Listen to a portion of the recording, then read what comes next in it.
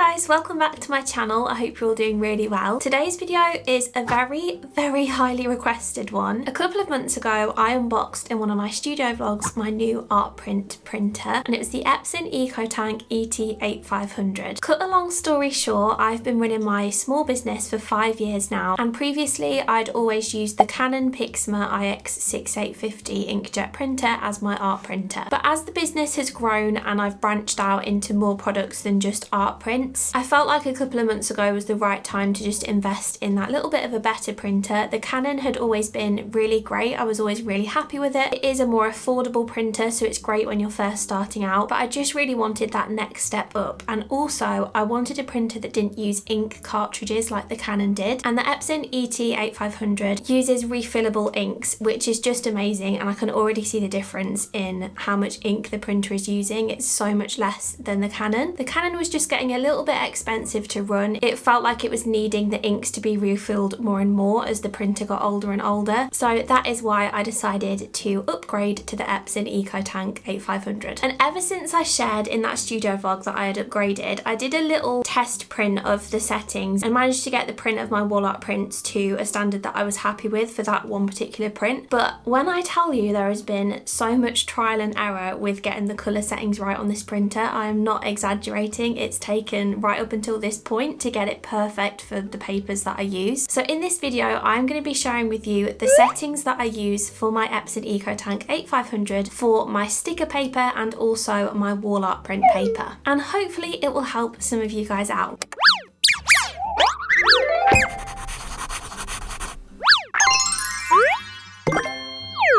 So let's rewind a little bit to when I first unboxed the printer and had a few test prints. I decided to go straight in with the paper that I use for my wall art prints, which is the Photo Paper Direct 280 GSM satin paper. I will leave it on the screen and in the description. This is the paper that I use for all my wall art prints, and I've been using it for years now. I absolutely love it. It's suitable, I believe, only for inkjet printers, which is what the Epson is. But I went straight in with this paper, and the first mistake I made was that I loaded the paper wrong. I put the print side facing up, so when it went through the printer, the ink didn't sink into the paper correctly, and it was all just like on the top, and it was a horrible mess. And then I realized that I needed to turn the paper around and make sure that the print side is facing down. So don't make that mistake like I did. But the first setting that I decided to try was the Epson Premium Semi-Gloss. So this is like a preset. So when I went to print one of my wall art designs, I just selected that, selected the size A4, and sent it to print. And when it came out, it was really cool toned, and the colours just weren't right at all. So I was playing around and tweaking them, and I did eventually get to a point where I was happier with the print quality and it looked more true to life, but it still didn't look perfect, and I'd had to tweak the settings so much to get it to that point. I thought surely there's an easier way. And it turns out that I was using the Epson AirPrint settings because I hadn't downloaded the specific driver that I needed for my computer. So I use an iMac. I'm not exactly sure which model it is. I can never remember, so I'll leave it on the screen. But I essentially just had to head to the Epson website, go into the printer section and find the correct driver for whichever device you are using, so whether it's your computer, your laptop, and then you want to download that onto your device. Once you've done that, you will then have full access to everything. You'll be able to do the maintenance from your computer, so do the print head alignment, the cleaning, nozzle checks, and it also opens up a load more printer color settings as well, which is what I was missing to start with. And once I realized I got all that, I thought, right, now I can really get into it and tweak these settings to make it perfect. But before we get into the exact settings that I use on the Epson EcoTank, I want to thank today's sponsor, Hostinger Horizons. If you're thinking of selling your artwork like I do, whether it's in the form of commissions or physical products, then you'll also want a professional place online to showcase your work. That's where Hostinger Horizons comes in. It's an all-in-one website builder that's perfect for artists, makers, and small business owners. It's AI powered, which means you don't need to know any code. You just describe your brand or vision and it creates a professional website in just minutes. As you can see, the website that Hostinger Horizons has created is not basic at all, and it even includes things like transitions and hover effects as well. You can ask for any revisions, additions, or changes to your website in the chat box, and Hostinger Horizons will do these for you. So here I'm just asking it to create a little socials tab in the menu. So quick and simple. It also includes website website hosting, domains, and a business email as well. Plus you get 24/7 expert support and a 30-day money-back guarantee, so you can try hosting a Horizons completely risk-free. Whether you're just starting your own creative business, or if you already have a portfolio or shop but you just want to try something new and a little bit easier to navigate, Hosting a Horizons is such a good option to explore. You can get a free trial today with Hosting a Horizons and use my code PRINCEBYMILLY for 10% off your first month.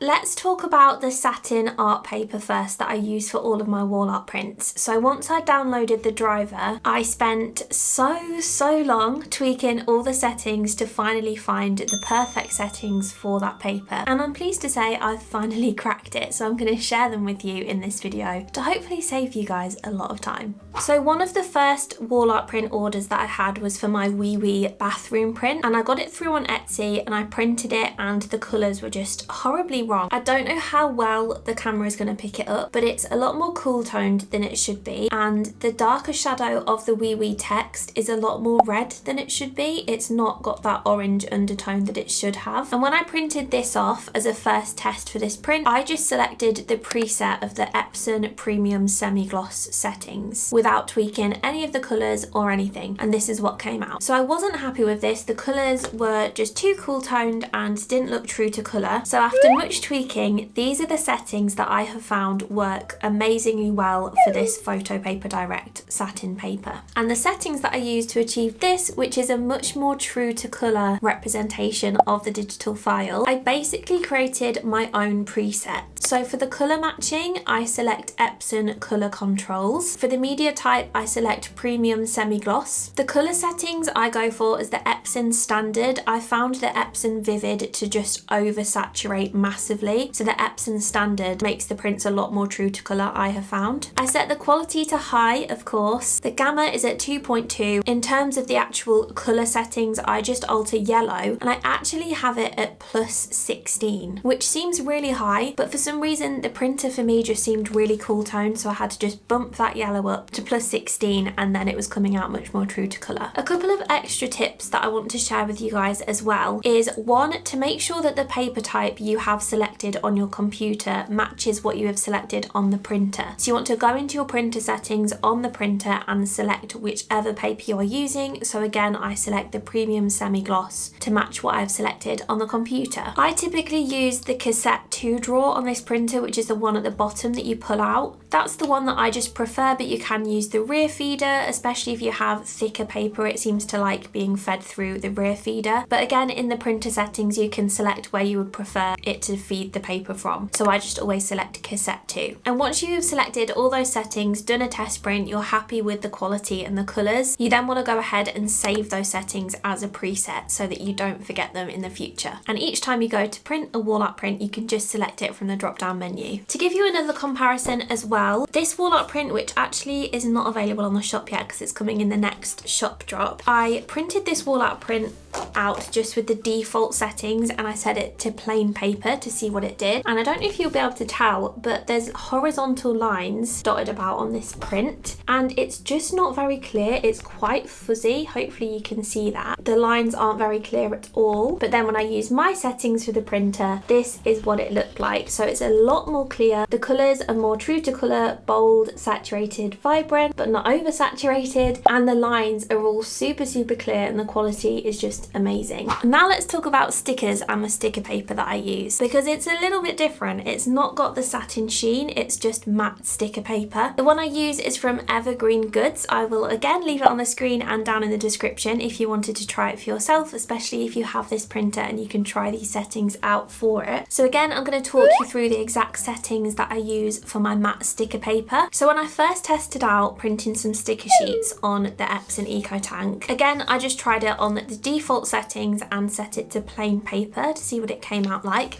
And this was the result we got. So again, the text at the top, I haven't cut these sticker sheets yet. The text at the top is quite fuzzy. It's not very clean at all. Some of the illustrations and the icons are just a little bit fuzzy. They're not very clear, and the colours haven't come out perfectly either, and they're not as vibrant as I would like. But when I eventually tweaked the settings to my settings that I currently use, this is what we came out with. So the lines are much cleaner, the print quality is insane, and the colours are a little bit darker, a little bit more vibrant, and just more true to colour. So you can see the comparison between the default settings and my settings here. So there's quite a bit of difference. So to achieve that, the settings that I use for my matte sticker paper are, for the colour matching, again I use the Epson colour controls. The media type, I select Epson matte, and again you want to make sure that you select Epson matte on your printer as well. Colour settings, again I use Epson standard. Quality is set to high, gamma 2.2, and then in the actual colour settings section, I ended up tweaking these quite a bit more than I did with the satin wall art print paper. So the brightness is at -3, contrast is at +1. Editing Millie cutting in here to say that the saturation is set to +6 as well. Magenta is at +2 and yellow is at +12. So again, I found that I needed to bump the yellow up quite considerably, but not quite as much as I did with the satin paper. And yeah, those are the perfect settings for my matte stickers. And I know a lot of other small business owners who use that sticker paper for their stickers, the Evergreen Goods one. So if you happen to use that sticker paper and you also have this Epson EcoTank, I really hope that this helps you. And that is it. That is how I have achieved getting vibrant, true to colour prints from the Epson EcoTank ET-8500. That is such a mouthful. I'm going to put these settings that I've spoken about in this video into a document, so I will leave a link to that down in the description, and you'll just have to pop in your email and you will get the document sent directly to your inbox. I really hope you guys have found this video useful or interesting. Even if you don't have this printer, hopefully this might help you with your printer settings. If anything, you can take away from this video to not be scared of bumping up a certain colour right to the end, because every time I was testing out the prints I was like, surely I can't put the yellow up even more. But I just kept trying and trying and trying, and each time it got better and better, and I was like, wow, I've ended up nearly going right to the end of this yellow scale, but that's just what works for the papers that I'm using. If you enjoyed this video and found it useful, please do give it a like so that I know you enjoyed it, and it will help to push this video out to other people who might find this helpful too. I upload videos every week to this channel documenting my small business journey, so please subscribe so you don't miss any future ones, and hopefully I will see you very soon in the next one. Bye guys!